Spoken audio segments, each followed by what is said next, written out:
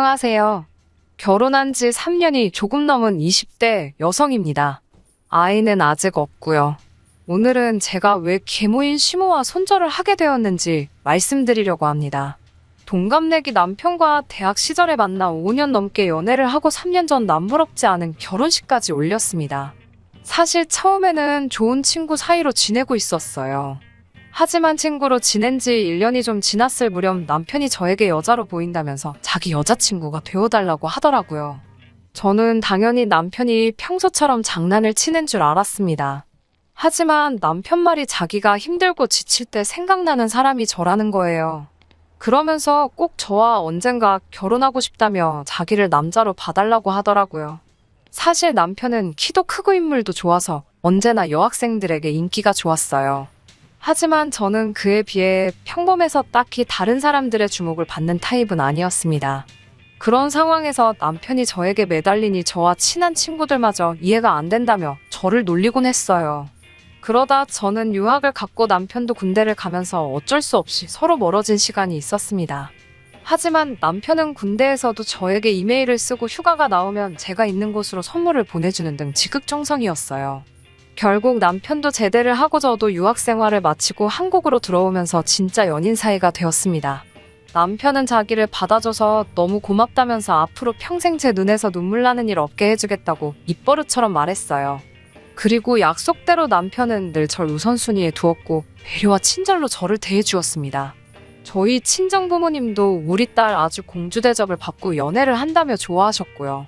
그렇게 연애를 하다가 우연한 기회로 남편의 가정사를 알게 되었네요. 사실 남편 부모님이 다 살아계시고 여동생이 하나 있다는 정도로 알고는 있었지만 그 안에 어떤 사연이 있다는 건 모르고 있었어요. 그러다 한 번은 남편과 둘이 술을 마시게 된 적이 있는데 제가 왜 나를 그렇게 좋아하는 거냐고 물었습니다. 그랬더니 남편이 가족들이 주지 않는 사랑과 포근함을 저에게서 느꼈다는 거예요. 그 말을 듣고 사실 좀 놀랐습니다. 늘 저에게 아낌없이 사랑을 주는 남편이었기에 당연히 큰 사랑을 받고 자랐을 거라고 생각했거든요. 남편이 이어서 말하기를 친어머니는 남편이 어렸을 때 집을 나가셨대요. 혼자 드신 아버지가 어떻게든 아내의 흔적을 찾으려고 백방으로 수소문을 하고 신고도 했지만 결국 찾지 못하셨고 그렇게 혼자 힘으로 남편을 키우시다 남편이 10살쯤 되었을 때 재혼을 하셨다고 해요. 새어머니에게는 남편보다 3살 어린 딸이 있었는데 그때부터 남편이 소이치여서 차별당하며 자랐나 봐요.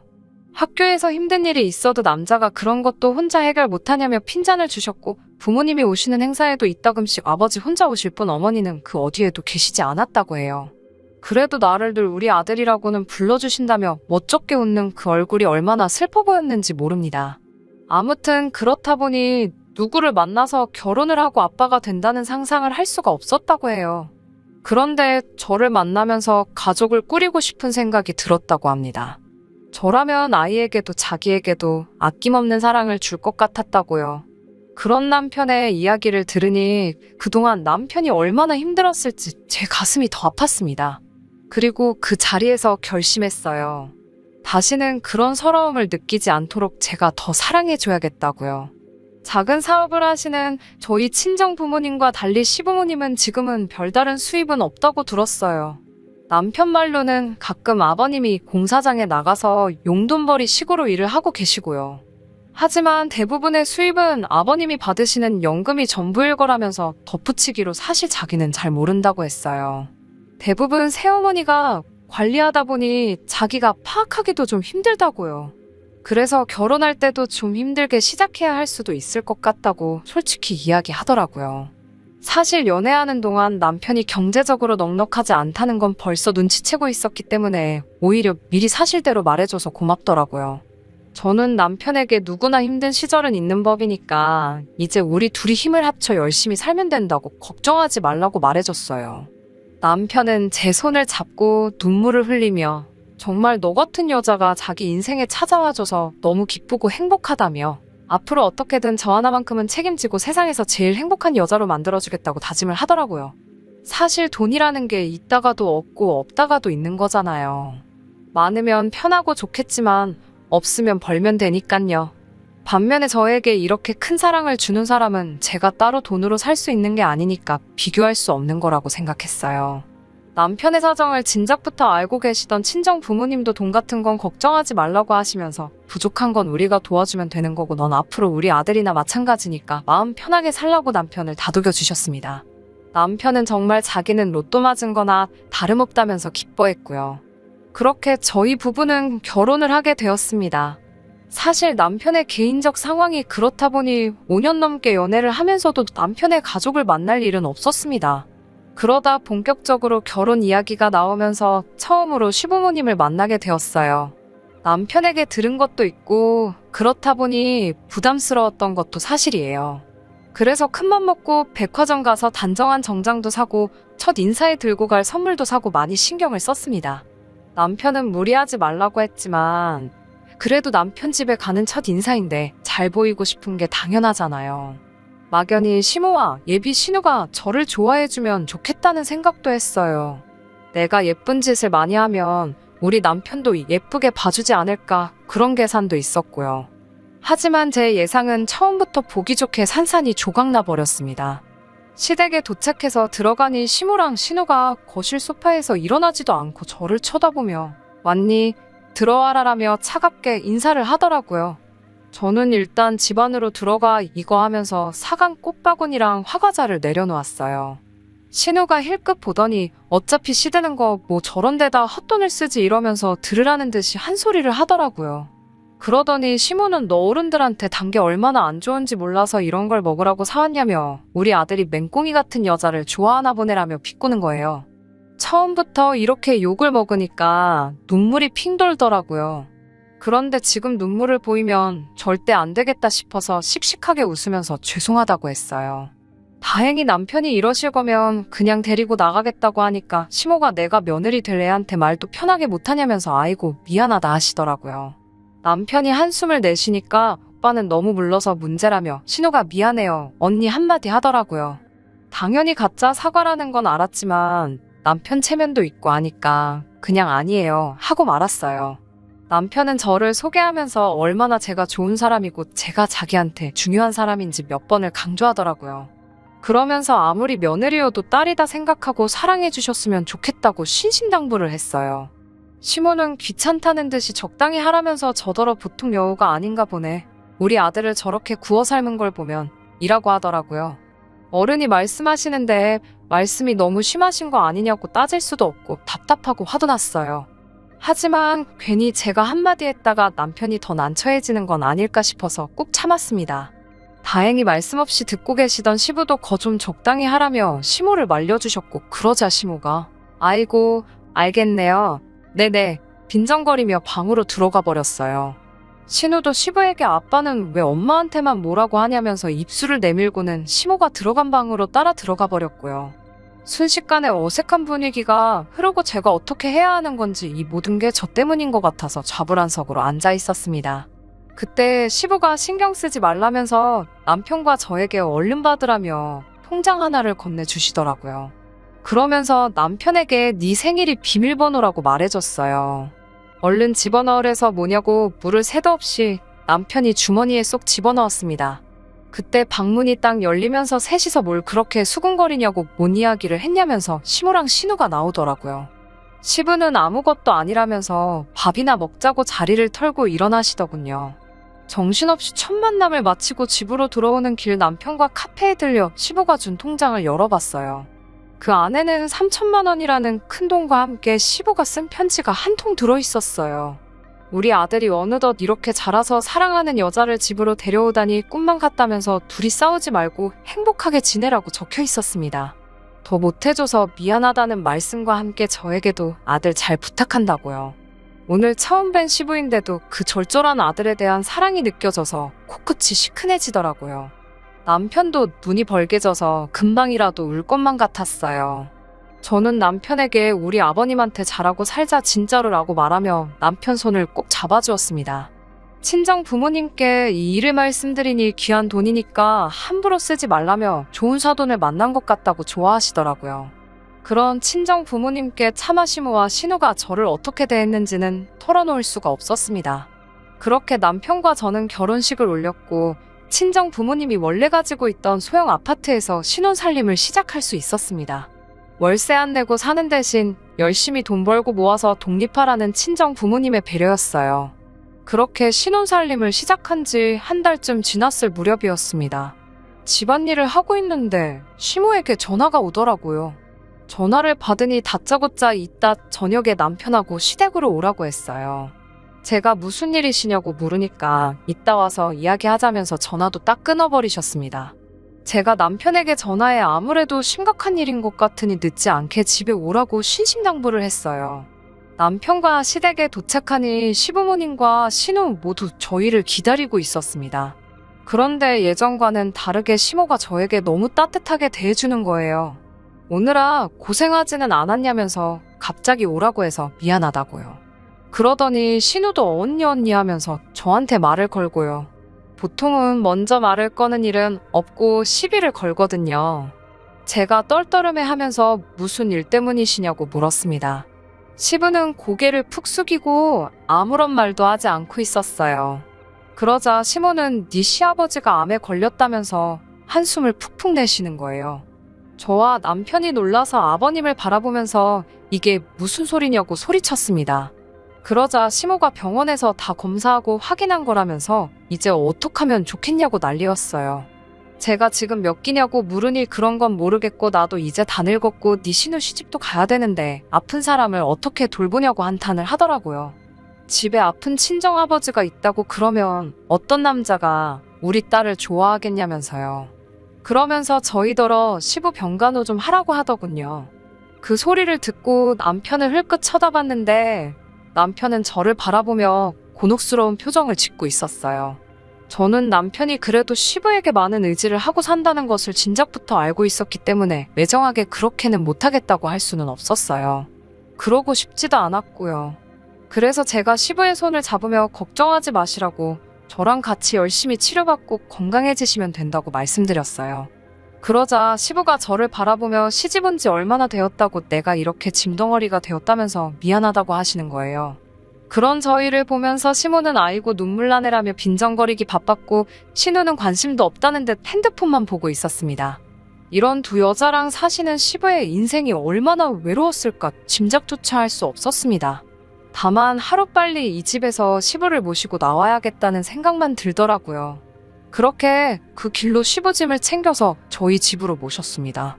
다행히 소형 아파트였지만 남는 방도 있었고 친정 부모님도 그게 자식의 도리고 사람의 도리라면서 잘했다고 하시더라고요. 그렇게 시부를 모시고 온 뒤 병원을 다니기 시작했습니다. 다행히도 2년간의 투병 생활 끝에 시부의 건강은 눈에 띄게 호전되었어요. 100%의 완치는 아니었지만 그래도 이제 거의 예전처럼 생활하실 만큼 좋아지셨습니다. 물론 투병 생활은 서로 힘들고 고통스러운 시간의 연속이었습니다. 특히 첫 수술 때와 항암 치료를 하실 때 괴로워하시던 시부의 모습을 생각하면 지금도 제가 다 눈물이 나요. 저는 인터넷을 보며 위암에 좋다는 음식도 찾아 해드리고 나중에는 다니던 직장도 그만두고 시부의 간호에만 매달렸습니다. 시부는 이따금씩 그런 저를 보시면서 내가 전생에 무슨 덕을 쌓아서 너 같은 며느리를 받는지 모르겠다며 우리 아들하고 결혼해줘서 고맙고 딸처럼 나를 보살펴줘서 고맙다고 했습니다. 반면에 시모와 신우는 자기들이 돈이 필요할 때만 연락을 해왔습니다. 그나마 쥐꼬리만 해도 생활비 갖다주는 사람이 없으니 굶어 죽게 생겼다면서 돈 좀 달라고 하더라고요. 이런 사실을 아버님이 아시면 가뜩이나 아프신데 얼마나 더 외롭고 힘드실까 싶어서 저는 잘 지내시냐고 전화가 왔었다고 거짓말을 해야만 했어요. 그리고는 제가 직장 생활을 하면서 모아두었던 돈을 조금씩 헐어서 시모에게 드렸습니다. 몇몇째 친구들은 저더러 바보라고 했어요.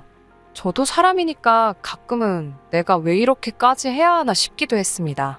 하지만 딱 시부의 투병 생활이 끝나고 몸이 회복될 때까지만 참자고 생각했네요. 친정 부모님도 처음과는 달리 제 생활을 답답하게 느끼시는 것 같았어요. 사실 어떤 친정 부모가 자기 딸이 결혼하자마자 시부 수발드는 상황을 좋게만 볼 수 있겠나요?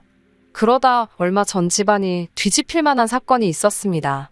시부의 건강이 대부분 회복되면서 시부가 집으로 돌아가고 싶다고 하셨습니다. 그래서 모시고 원래 사시던 아파트로 돌아갔어요. 가기 전에 시모와 신우에게 오늘 시부를 모시고 간다고 몇 번이고 문자도 하고 전화도 했는데 답장이 없더라고요. 그래서 어쩔 수 없이 저와 남편이 시부를 모시고 먼저 집으로 갔습니다. 집에 도착했더니 시모랑 신우가 TV를 보고 있었어요. 그러더니 갑자기 집에는 왜 왔냐며 놀라더라고요. 제가 몇 번이고 연락을 드렸는데 답장이 없으시길래 그냥 왔다 하자. 시모가 당황하더니 내가 핸드폰을 잃어버려서 번호를 바꿨다고 그러는 거예요. 그런데 거실을 보니 여행 가방이 2개가 나와 있더라고요. 제가 어디 가시냐고 물으니 여행 가서 바람 좀 쐬고 오려고 한다고, 집에만 있으니까 너무 갑갑해서라며 말끝을 흐리더라고요. 그런 시모의 모습을 보는데 제가 더는 화를 참을 수가 없었어요. 남편도 마찬가지였던 것 같아요. 제가 한마디 하려고 하자 저더러 참으라고 하더니 어떻게 사람이 이럴 수가 있냐고 시모에게 남편이 소리를 쳤어요. 남편이 암에 걸렸는데 해외여행 갈 생각이 드냐고요.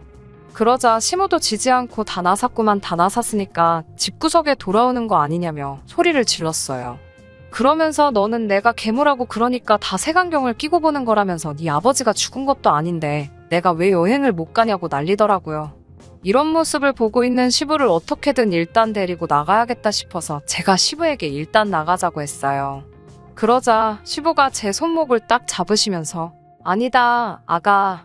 이제 내가 결정을 내려야겠구나 라고 하시더니 다 그만하고 이리 앉아보라고 하시더군요. 시부는 시모를 말없이 한동안 쳐다보더니 당신은 내가 죽기를 바라지 않았어라고 묻더라고요. 그러자 시모가 무슨 그런 말이 있냐면서 정신줄 놨냐고 따지더라고요. 그러자 시부가 그런데 왜 저번에 내 병실에 와서 딸이랑 그런 소리를 했냐고 묻더라고요. 저도 몰랐던 사실인데 시부가 자는 줄 알았던 시모와 신우가 아니 그래서 안 죽는다는 거야? 그럼 사망보험금 못 받는 거야? 라며 대화를 나눴나 봐요. 돌이켜 생각해보니 한동안 좋아지던 시부의 안색이 급격히 어두웠던 시기가 있었는데 그때였던 것 같아요. 시모가 아무 말도 못하고 쩔쩔매자 신우가 나서서 아니 아빠가 죽으면 우리도 먹고 살아야 되니까 이야기를 한 거지 누가 아빠더러 죽으랬냐면서 살살맞게 대꾸를 하더라고요. 그러자 시부는 그래 너희도 살아야지 그래서 내가 방금 큰 결심을 내렸다고 하셨어요. 그러더니 시모에게 그래도 그동안 산 정이 있으니까 당신이 관리하는 적금 통장에 들어있는 5천만 원은 당신이 가지라고 했습니다. 그 돈으로 딸 시집이라도 보내라고요. 그리고는 저희를 보더니 너희는 이 아파트를 가지라고 그러시는 거예요. 그래도 이게 대출도 하나도 없으니까 그냥 세금만 내면 될 거라면서요. 저랑 남편이 깜짝 놀라서 아니라고 저희는 이런 걸 바란 게 아니라면서 그런 말씀 마시라고 했습니다. 반면에 시모는 개거품을 물면서 20년을 같이 산 현모양처를 이렇게 버리는 게 어딨냐고 그랬어요. 그리고 아파트도 반은 자기 거라면서요. 그러자 시부가 당신이 몇 년 전에 나더러 노인 아파트 청약이라도 받으려면 이혼해야 된다면서 내가 싫다는데도 강제로 이혼 서류에 도장 찍게 만들지 않았냐고 그러니 우리는 부부 사이도 아닌데 왜 내가 당신한테 반을 주냐고 딱 선을 그으셨어요. 그러면서 시부는 시모에게 당신도 살림살이 정리하고 해야 할 테니 내가 일주일 시간을 주겠다면서 그 사이에 짐 빼라고 안 그러면 이제 서러움하고 지저분한 꼴 보게 될 거라면서 저희에게 한 일주일만 더 신세 좀 지자고 그러시더군요. 그 이후로는 저도 시부께서 좋은 이야기도 아닌데 더는 알 것도 없고 알 필요도 없다면서 잘 말씀해 주시지 않아 정확히는 모릅니다. 하지만 시모와 신우가 저와 남편에게 몇 번이고 전화해 네가 네 시아버지 좀 잘 달래보라고 저희를 설득하려고 들더라고요. 남편은 시부에게 도대체 그런 여자랑 왜 이렇게 오랫동안 같이 사셨냐고 물었대요. 그러자 시부는 그래도 엄마 자리가 비어있는 것보단 있는 게 낫겠지 싶어서 참으셨다고요. 아들이 나중에 장가갈 때 엄마도 없이 컸단 소리 들을까봐 걱정이 되셨다고요. 그러면서 시부도 남편에게 너는 왜 그렇게 참고만 있었냐고 물어서 남편은 그래도 아버지가 그분을 사랑하시는 줄 알았다고 그래서 아버지가 사랑하시는 분이니까 어떻게든 견디고 어른으로 대해드려야지 생각했다고요. 서로의 마음을 확인한 부자가 서로 엉켜 안고 눈물을 흘리는 걸 보니 며느리이자 아내인 제 마음도 말로 표현할 수 없을 만큼 벅찼습니다. 결국 시부의 뜻을 이기지 못한 시모는 시부에게 매달려 1,000만 원 더 받아서 신우를 데리고 집을 떠났습니다. 그리고 그 아파트로 저희 부부가 이사를 했어요. 근처에 작은 방 얻어서 혼자 살겠다며 며느리 시집살이는 죽어도 못 시킨다는 시부를 제가 어르고 달래서 지금은 셋이서 같이 살게 되었습니다. 제가 주말에 친구라도 만나고 오는 날이면 두 남자가 청소며 빨래도 해놓고 가끔 요리도 해놓더라고요. 친정 부모님도 저더러 이제는 정말 시집 잘 갔다면서 이제 아무 걱정도 없다고 하셔요. 저 요즘 정말 행복합니다. 끝까지 들어주셔서 감사합니다. 오늘의 사연은 여기까지입니다. 구독과 좋아요, 알람 설정 부탁드리고 더 좋은 사연으로 다시 찾아뵙겠습니다. 감사합니다. 신바람 사연 아파트, 오늘의 사연 시작하겠습니다. 안녕하세요. 결혼한 지 2년 만에 염치 없고 뻔뻔한 남편과 이혼한 30대 여성입니다. 결혼할 때만 해도 가진 건 없어도 착하고 성실한 줄 알았고 그거 하나 믿고 결혼했는데 염치까지 없을 줄은 생각도 못했습니다. 거두절미하고 제가 남편과 이혼을 결심하게 된 본격적인 사연만 말씀드릴게요. 공부에 취미가 없었던 저는 고등학교 시절부터 혼자서 네일아트를 배웠습니다. 처음에는 인터넷을 보고 배우다가 나중에는 학원을 다니면서 본격적으로 기술을 익혔어요. 부모님은 당연히 제가 대학에 가길 원하셨지만 어차피 공부에는 흥미가 없었기에 괜히 대학 졸업장 하나 받자고 돈 낭비, 시간 낭비를 하기 싫었습니다. 친정 부모님과 몇 번의 말다툼이 있기는 했지만 결국 제 의견을 받아들여 주셨어요. 그렇게 고등학교를 졸업한 후에 바로 네일아트 가게에서 일을 시작했습니다. 나이가 어리다 보니 때로는 제대로 정당한 보수를 받지 못하는 경우도 있었지만 이것도 다 뼈가 되고 살이 되는 인생 경험이다 생각하면서 열심히 일했습니다. 그렇게 7년 정도 지나니까 돈도 어느 정도 모이더라고요. 그래서 친정 부모님과 상의 끝에 독립을 하기로 결정했습니다. 당시 친정은 경기도였고 제가 일하는 곳은 서울이었기 때문에 출퇴근에도 상당한 시간과 체력이 소모되었기 때문이었어요. 독립을 하기로 하면서 저는 서울 중심부에 위치한 신축 빌라나 오피스텔을 위주로 알아보기 시작했어요. 하지만 값이 만만치 않더라고요. 직업과 담보가 부실하다 보니 대출도 제가 생각한 만큼 나오지 않겠더라고요. 집에 대한 고민과 스트레스로 괴로워하고 있을 때 친정 어머니께서 그러지 말고 오래된 아파트라도 매매를 하라고 하시더라고요. 사실 저희 친정 부모님은 결혼하실 때 아무 도움도 받지 못하셔서 정말 힘들게 시작하셨다고 들었습니다. 지하방에서 시작해 서울에 있는 아파트를 장만하시는데 딱 8년 걸리셨다고 해요. 그리고 그 아파트를 시작으로 점점 넓은 평수로 옮기실 수 있었고 지금은 노후까지 걱정 없으실 만큼 경제적 여유를 만들어 놓으신 상황입니다. 그래서 저는 친정 어머니가 부동산에 대해서 좋은 감을 가지고 있다고 믿거든요. 그런데 그런 어머니께서 저에게 집을 사라고 하시니 제가 싫다고 할 이유가 없었습니다. 다만 제가 가진 돈이 충분하지 않아서 어머니에게 약간의 도움을 받아야만 했어요. 그리고 사는 아파트를 담보로 대출도 많이 받았고요. 이 사실을 안 주변에서는 뭐하러 오래된 아파트를 그 돈 주고 사냐며 뭐라고 하기도 했고 이제 아파트 값이 떨어질 건데 괜한 짓이라며 걱정도 해줬습니다. 그런데 몇 년 사이에 이렇게 상황이 역전되리라곤 저조차 상상하지 못했습니다. 재건축 가능성이 입소문을 타면서 집값은 제가 살 때보다 3배 가까이 올랐네요. 상황이 이렇다 보니 오래된 집을 전세를 주고 그 돈으로 다른 신축 오피스텔에 전세로 들어가도 괜찮을 것 같았어요. 사실 혼자 사는데 20평은 좀 넓은 감이 있었거든요. 그래서 아파트를 전세로 돌리고 저는 가게 근처에 있는 오피스텔에 전세로 들어갔습니다. 그리고 지금의 남편을 만나게 되었어요. 남편은 제가 일하는 가게에서 멀지 않은 곳에 위치한 중소기업을 다니는 평범한 직장인이었습니다. 1년 정도 연애하는 동안 크게 다투는 일이 없었기에 우린 서로 잘 맞는 사람들이구나 생각했어요. 그러니까 결혼도 결심할 수 있었고요. 한 가지 조금 마음에 걸렸던 건 직장 생활을 10년 가까이 한 사람치고는 모아둔 돈이 많이 없더라고요. 저야 적금한다 생각하고 아파트 대출 갚는데 대부분 써서 그렇지만 남편은 이유를 알 수는 없었습니다. 남편이 평소에 비싼 물건을 좋아하거나 돈을 펑펑 쓰는 성격도 아니었고 중소기업이긴 해도 어느 정도 규모가 있는 회사에 다니고 있었으니까요. 게다가 시댁도 형편이 그렇게 어려운 편은 아니었거든요.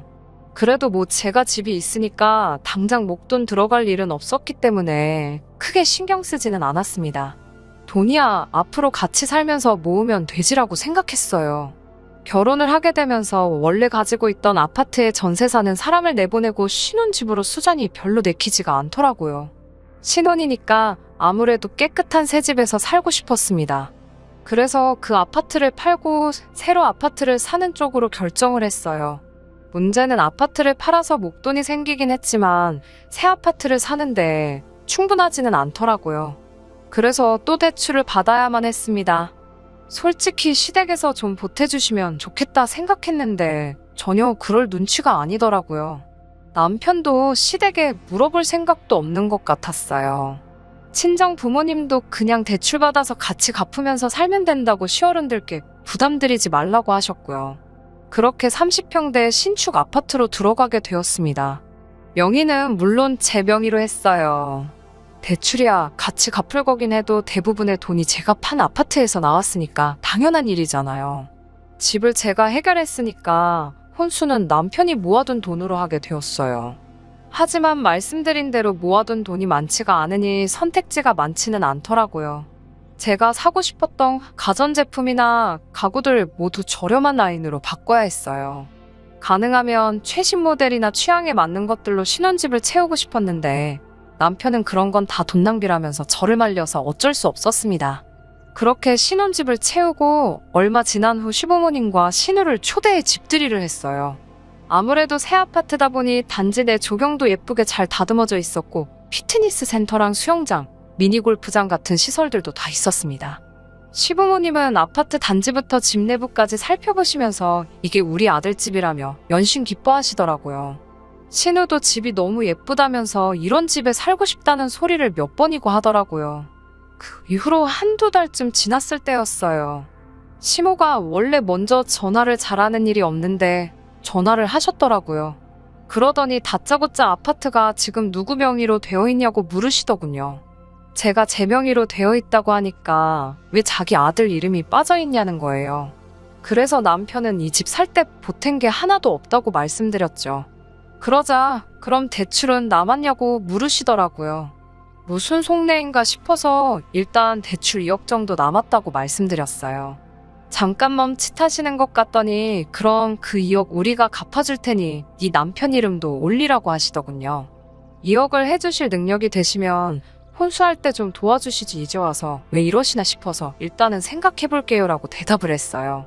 본능적으로 시모가 좋은 의도로 저러는 건 아닌 것 같았으니깐요.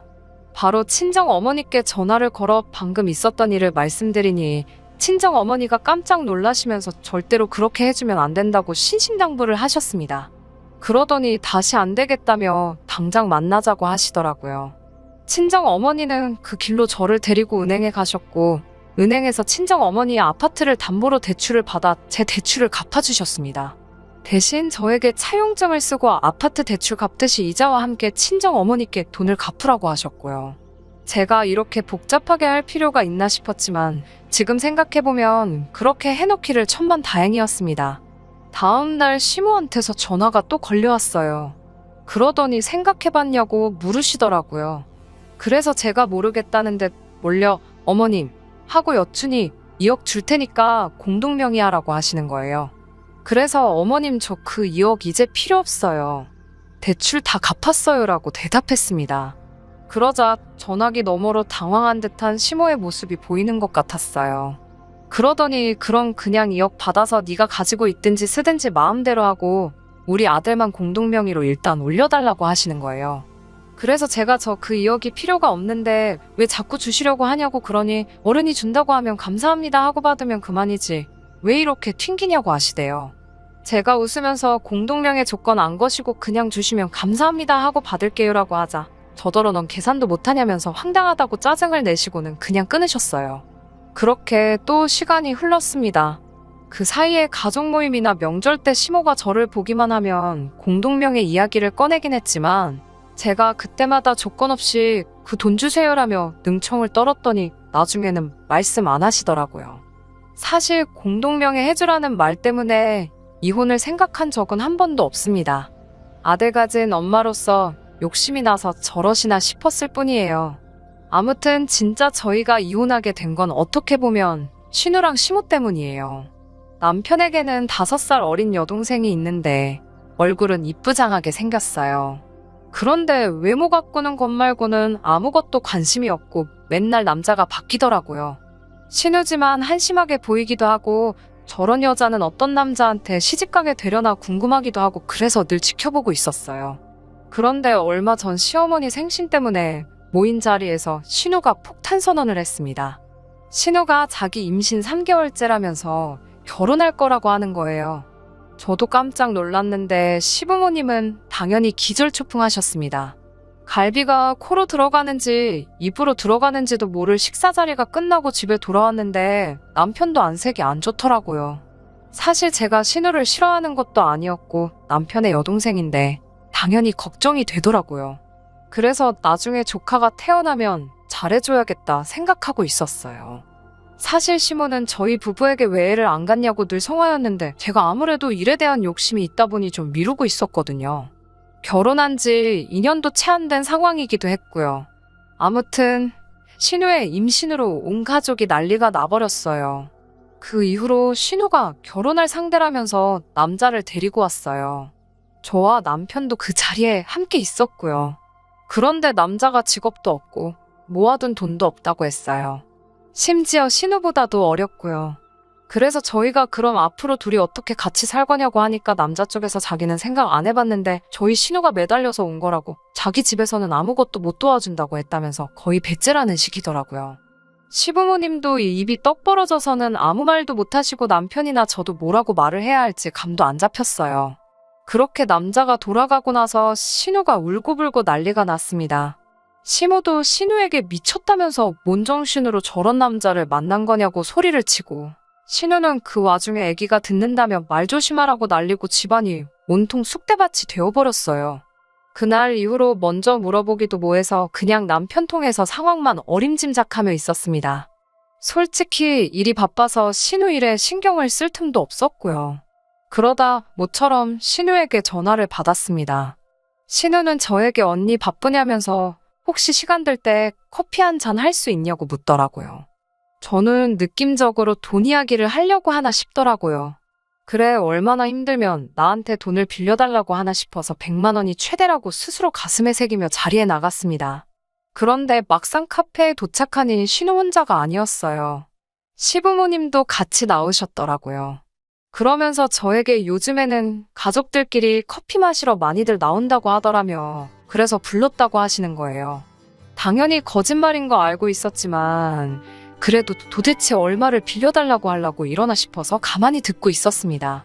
시모는 처음에는 일은 어떠냐, 제 건강은 어떠냐 이런 가벼운 질문으로 제 기분을 떠보려고 하는 것 같았어요. 그렇지만 제 정신은 온통 돈 이야기 나오면 딱 100만 원만 빌려줘야지 이 생각만 하고 있었습니다. 그런데 갑자기 시모가 지금 사는 집은 어때, 괜찮니라고 묻더라고요. 그래서 제가 네, 좋아요라고 하니까 갑자기 제 손을 딱 잡으면서 우리가 너한테 정말 이런 부탁은 안 하고 싶은데 부탁 한 번만 하자고 하시는 거예요. 저는 손을 빼면서 무슨 일이신데요? 라고 묻자 신우가 다짜고짜 우는 게 아니겠어요.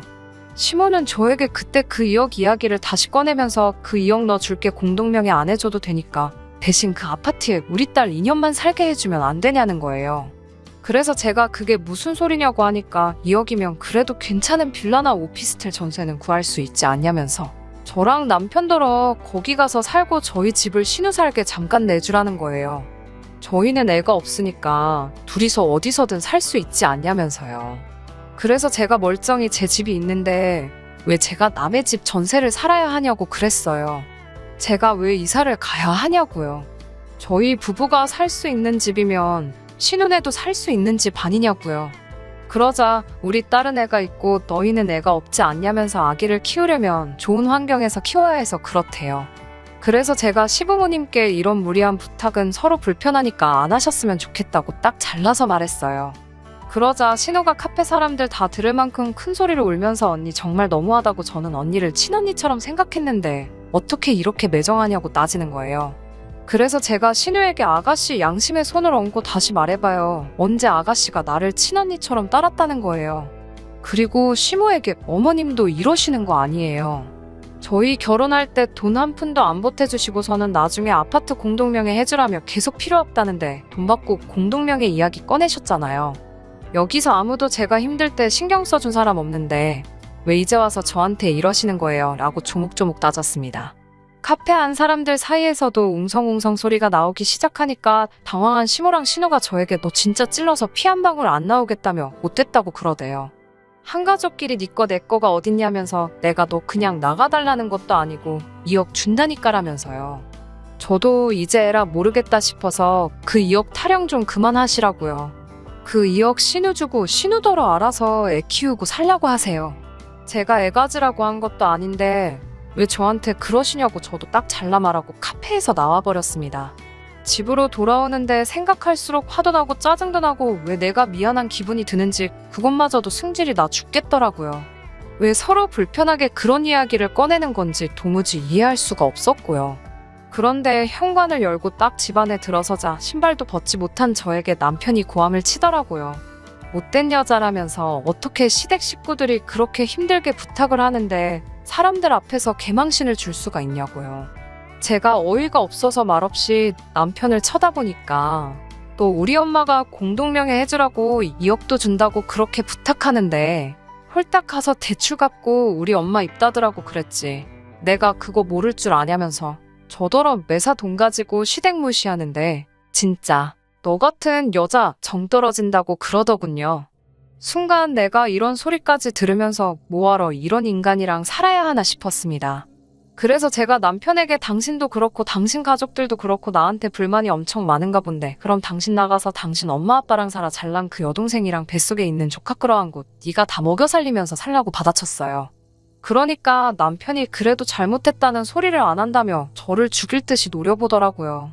저도 지지 않고 치려고 그럼 한번 쳐봐 어떻게 되나 보자고 똑같이 노려봤습니다. 남편은 저에게 자기가 다 알아봤다면서 같이 사는 아파트는 부부 공동재산이라 절반은 자기 거라는 거예요. 제가 그 말을 듣는데 어찌나 어이가 없던지요. 저렇게 뭣도 모르고 경제적 개념도 없으니 모아둔 돈이 그것밖에 없었지 싶대요. 그래서 그래 가서 잘 알아보고 능력되면 절반 가져가봐라고 비아냥거리며 안방으로 들어갔어요. 지도 승질이 나서 밖으로 나갔는지 현관문이 쾅 닫히는 소리가 나더라고요. 이때만 해도 이혼까지는 아니어도 저 성질머리 내가 뜯어고쳐놓고 만다는 생각이 들어서 현관 비밀번호를 바꿔버렸습니다. 그리고 이튿날이 되었는데도 남편이 들어오질 않더라고요. 솔직히 남편이니까 처음에는 좀 걱정이 되었는데 이걸 내가 받아줬다간 평생 제 팔자 제가 꼬게 생겼더라고요. 그런데 3일째가 되니까 이제 정말 이혼해야겠다 싶었어요. 딱 느낌에 재산 어떻게든 뜯어가려고 변호사 알아보고 다니는구나 싶었으니까요. 아니나 다를까 4일째로 넘어가는 날 남편에게 전화가 오더니 이쯤 했으면 저더러 굽히고 들어오래요. 자기가 다 이해하겠다면서요. 어이가 없어서 뭐라고 떠드나 듣고 있으니까 그냥 딱 1년만 여동생네 들어와서 살게 하고 우리는 시댁에 잠깐 들어가서 살면 되지 않냐며 이야기며 공동명예며 없던 이야기로 하자고 자기가 시부모님한테도 잘 말씀드려놨다는 거예요. 제가 그래서 뜨신 밥 먹고 헛소리 하지 말고 집에 와서 이혼 서류에 사인이나 하라니까 저더러 넌 끝까지 여자가 굽히는 법이 없다면서 사인한다고 대신 너는 재산 분할이나 해줄 준비하라고 그러더군요.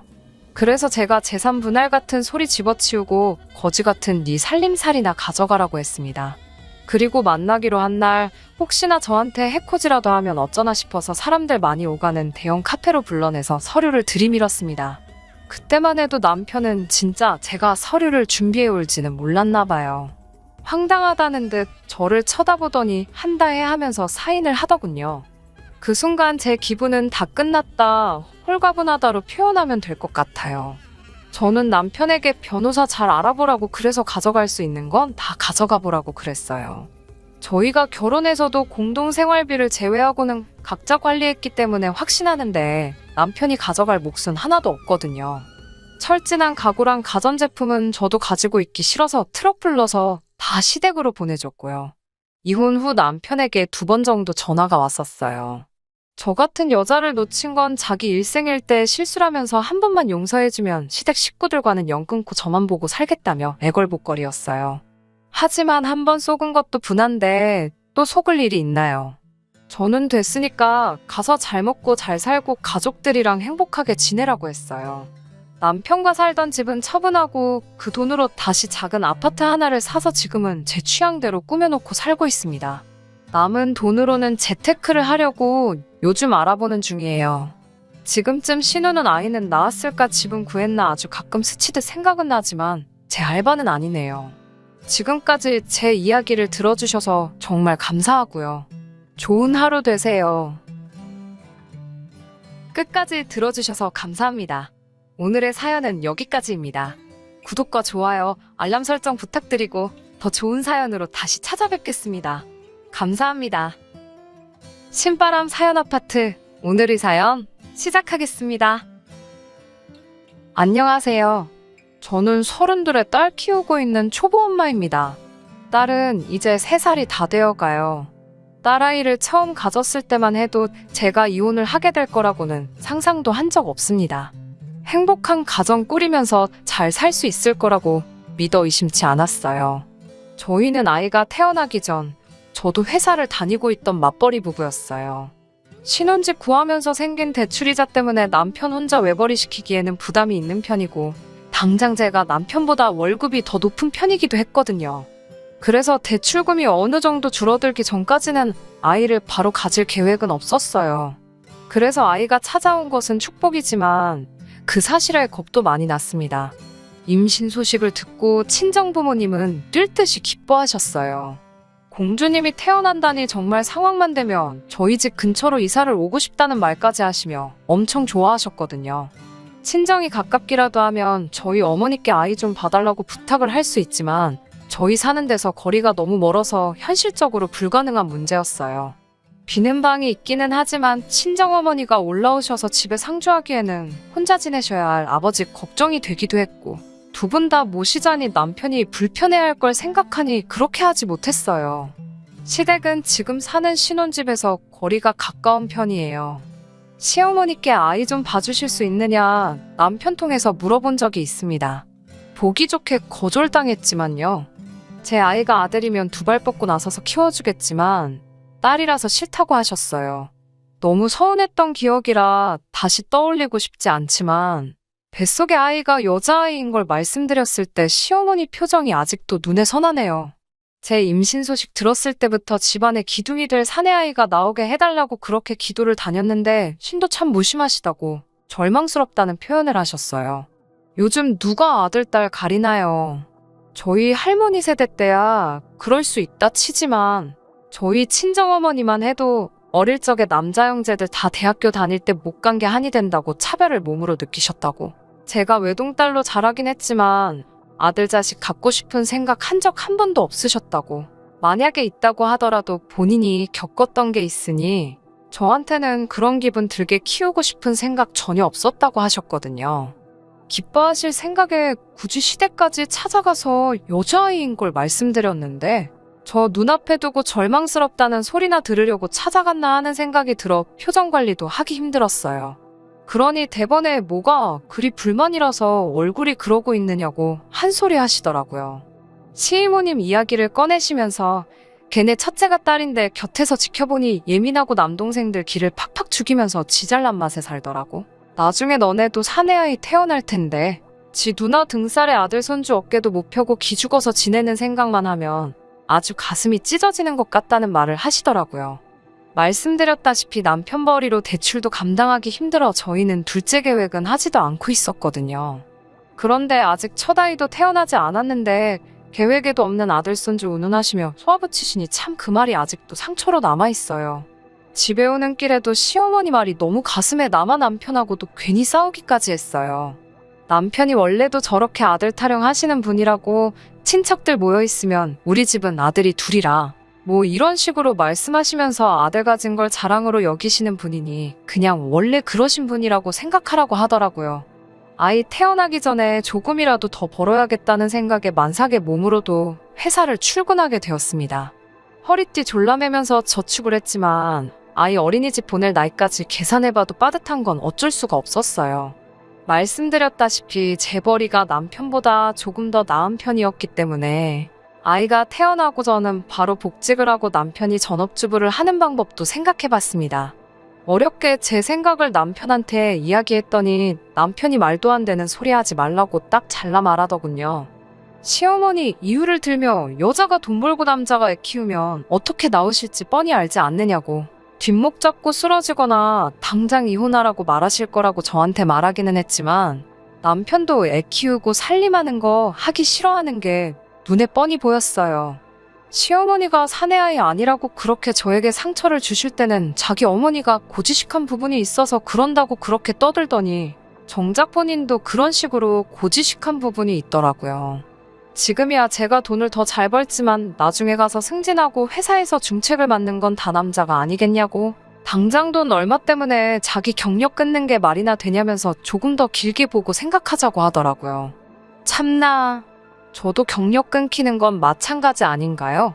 그렇다고 남편 말대로 남편이 승승장구해서 회사에서 중책을 맡는다고 해도 매출도 쥐똥만한 회사인데 거기서 더 승진해봐야 아무리 길게 봐도 답이 안 나오는 건 마찬가지인데 말이에요.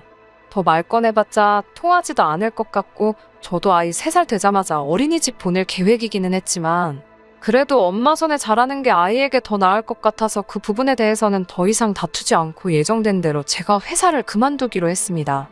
남편도 자기가 꺼낸 말이 있으니 최소한의 책임감이라도 느꼈는지 당장 술, 담배도 끊고 자기 용돈까지 줄여가면서 최대한 절약할 수 있는 쪽으로 노력을 해주더라고요. 맞벌이 하면서 양가 부모님들께 매달 용돈조로 드리던 것도 더 이상 안 드리기로 했고요. 가깝게 살았지만 최대한 멀게 지냈습니다. 명절 같은 큰 행사 아니면 최대한 왕래가 없었어요. 그나마도 몇 번 만나면 그래도 손주인데 이뻐하시는 모습 한번 보여주신 적 없고 오히려 우리 딸아이 천덕꾸러기 대우받으면서 있었습니다. 정말 저에게는 아이 데리고 시어머니 만나는 게 세상에서 제일 큰 스트레스였어요. 남편에게 저는 그냥 집에서 아이 볼 테니 혼자 다녀오라고 말도 해봤지만 그래도 어떻게 혼자 가냐며 굳이 저를 데려가더라고요. 우리 애 돌잔치 때도 딸은 돌잔치 해줄 필요가 뭐가 있느냐며 제 속을 긁어놓으셨어요. 막상 돌잔치 당일날에는 저희 부모님도 같이 계셔서 그랬나 그때는 좀 이뻐하는 척은 해주시더라고요.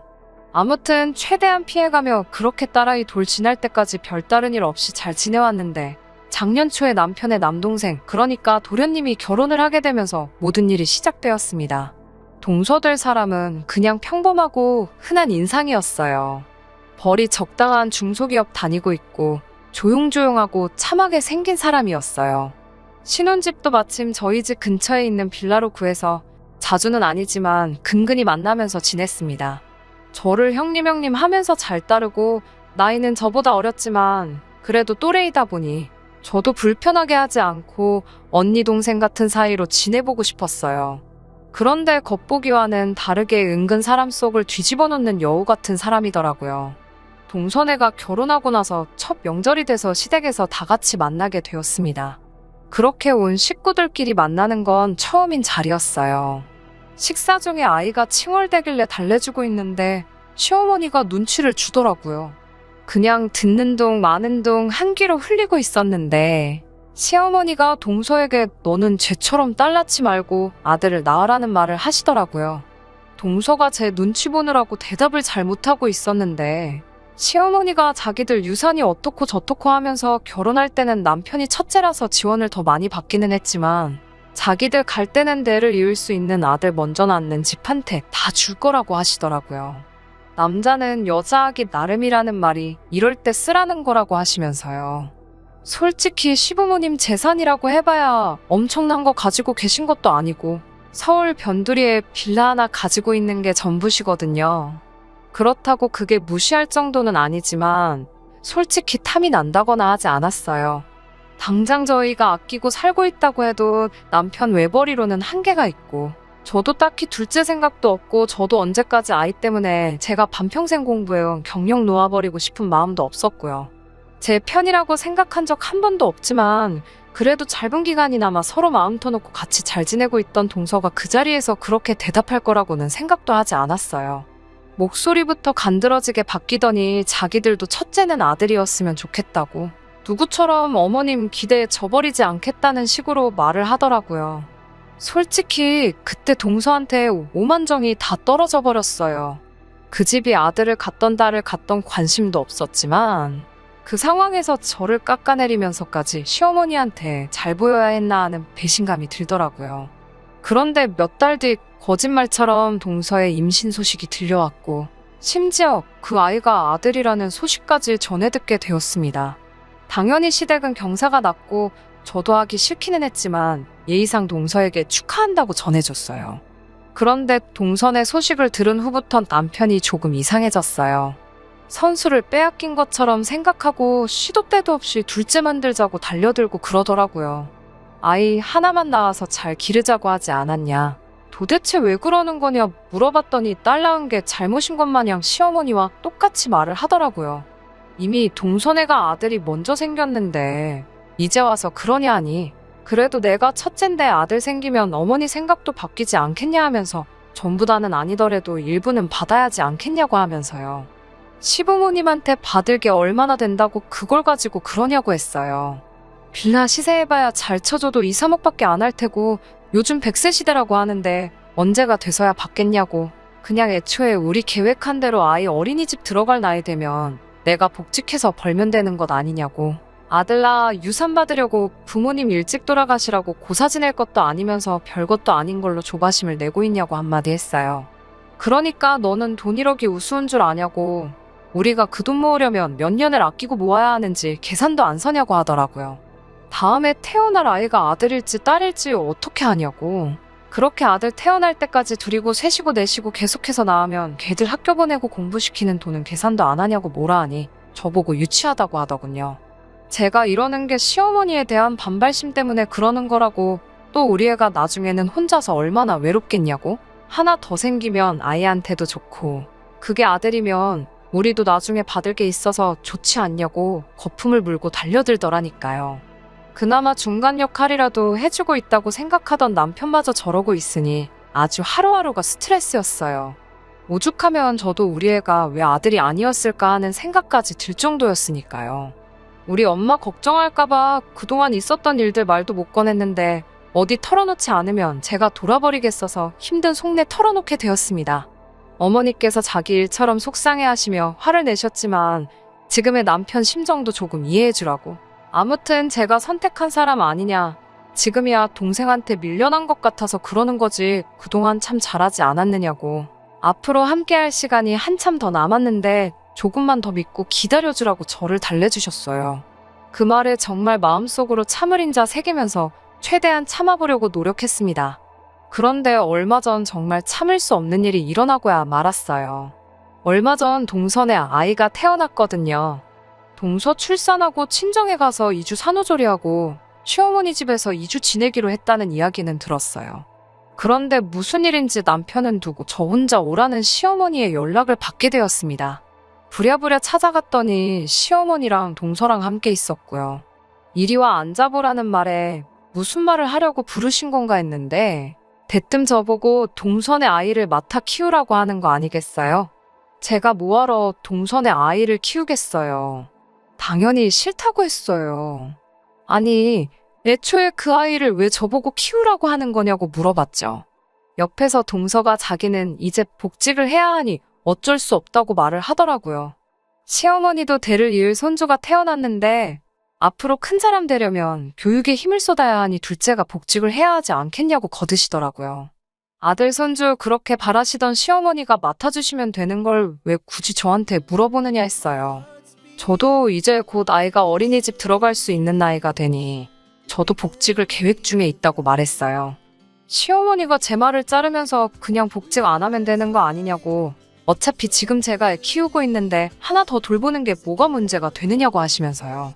자기도 애 키워봐서 알고 하나나 둘이나 별다를 거 없다고 제가 키우면 되는 걸 꼭 자기까지 나서서 애를 봐줘야 하냐고 하시더라고요. 그리고 제가 앞으로 아들 가질 계획이 있다고 남편한테 들었다며 아들 키우는 법 연습하는 셈 치고 동선의 아이를 제가 키워보면 딱 좋지 않겠냐고 하시더라고요. 그건 남편이 지어낸 말이라고. 저는 아직도 둘째 계획 없고 말한 대로 저는 아이 어린이집 보낼 나이 되면 바로 복직할 생각밖에 없다고 말했습니다. 제가 계속해서 싫다고 하니 동서도 옆에서 거들면서 하는 말이 자기가 꽁으로 아이 봐달라고 부탁드리는 거 아니라고. 나중에 자기들이 시부모님 재산을 물려받게 되면 몇 프로 떼준다고 어이없는 소리를 하고 있더라고요. 어떤 식으로 부탁을 하건 간에 저는 죽어도 아이 봐줄 생각 없다고. 그리고 돈이 아쉬워서 그러는 거 아니고 남편한테 말했던 것처럼 그 돈 언제 받을 줄 알고 그 거리에 앞으로 남은 내 인생, 내 경력 포기하면서 동선에 애 봐줄 생각은 하나도 없다고 했습니다. 그리고 유산이야 나중에 분할 청구해서 받아낼 수 있는 돈인데 마음만 먹으면 받아낼 수 있는 돈 가지고 생색내면서 선심 쓰듯 주는 척 하지 말라고 했어요. 그리고 앞으로 이런 일로 사람 오라가라 할 거면 부르지 말라고 소리치고 나와버렸습니다.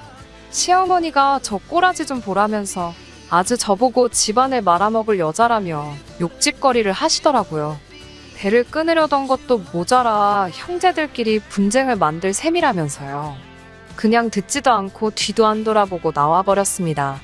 여기서 끝났다면 정말이지 그냥 원래 저런 사람들이 또 저런다고 생각하고 넘어갈 법도 했는데 정말 우리 시어머니가 도를 넘어서는 사람이라는 걸 간과하고 있었네요. 저녁에 퇴근한 남편이 얼굴이 사색이 돼서 다녀왔다는 인사도 생략하고 대뜸 너는 뭔 짓을 하고 다니는 거냐고 호통을 치더라고요. 왜 저러는지는 몰랐지만 대충 봐도 시어머니한테 그날 있던 일에 대해서 무슨 이야기를 듣고 왔다는 건 안 봐도 딱 알겠더라고요. 제가 미쳤냐고, 너는 네 배우자가 그 꼴을 당하고 왔는데도 아무렇지 않냐고, 화를 내야 할 상대가 누군지 단단히 착각한 거 아니냐고 말했어요. 남편은 제가 뭘 잘했다고 언성을 높이냐면서 엄마 말이 틀린 게 뭐가 있냐고, 그리고 둘째네가 돈도 준다고 했다면서 거기서 왜 복직을 하겠다고 고집을 부렸냐 하더라고요. 그것 때문에 아주 난리가 났다고, 자기 엄마가 아주 화가 많이 났다면서 돈 준데도 필요 없다 하고 아주 지 잘난 맛에 사는 애라고, 그렇게 잘나서 돈이고 뭐고 필요 없으면 본인은 다른 것보다 앞으로 대를 이을 동선의 아들이 더 중요하다면서 본인이 그 애를 키우겠으니 저희 결혼할 때 시댁에서 지원해준 지원금을 내놓으라고 하셨답니다. 누가 들으면 진짜 무슨 억소리 나게 도와주신 줄 알겠어요. 아직도 신혼집 살 때 얻은 대출이 산더미만큼 남아서 제가 나서서 일을 해야 하는 상황이었고 결혼 당시에도 고작 돈 5천 지원해주신 게 전부였거든요.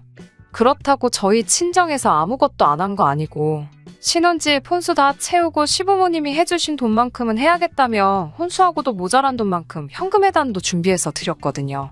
동선애한테 아들 낳은 값을 주려고 하는 건지 시어머니가 그 애 키워주는데 그 돈이 꼭 필요해서 그런 건지는 모르겠지만 이제 와서 그걸 내놓으라 하니 어이가 없었어요.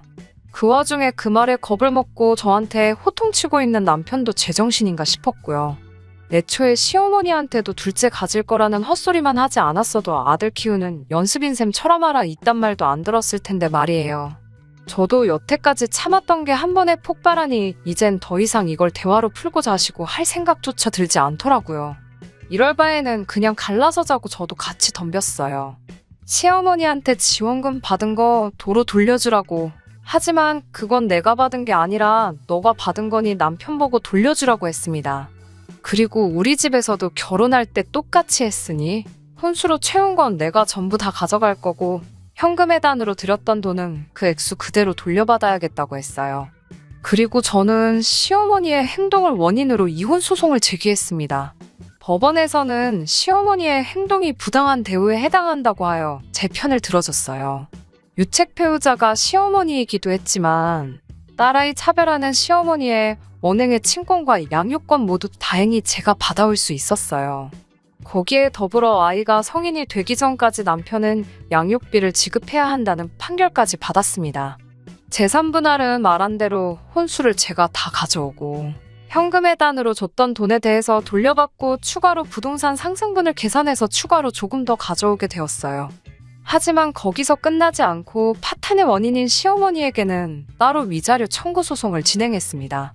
숙려기간 중에 남편이 시어머니 대동해서 제 앞에 다시 한 번만 기회를 줄 수 있냐고 빌더라고요.